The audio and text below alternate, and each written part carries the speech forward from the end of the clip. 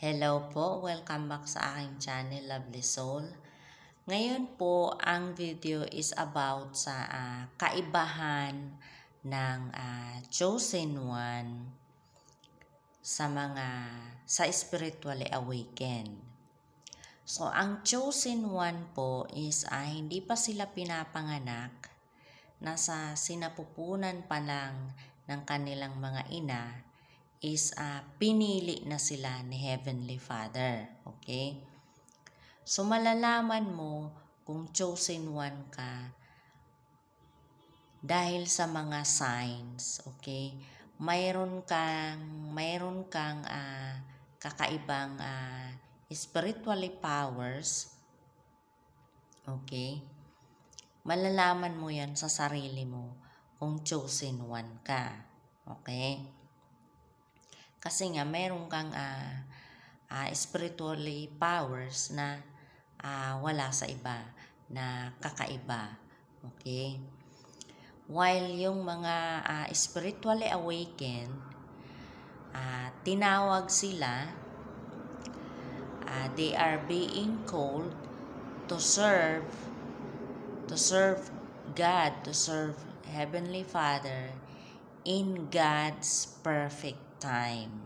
Okay? So, it is your ego surrendering to your spirit.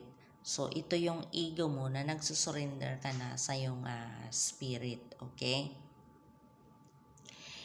And, kaya nga, di ba, mayroong many are called but few are chosen.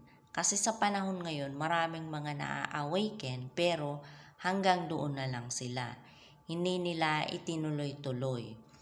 Once na na-awaken ka kasi, you have to do the work. You have to do your part. You have to improve yourself. You have to know kung ano yung spiritual powers mo. You have to know kung ano yung mission mo na kailangan mong gampanan. Okay?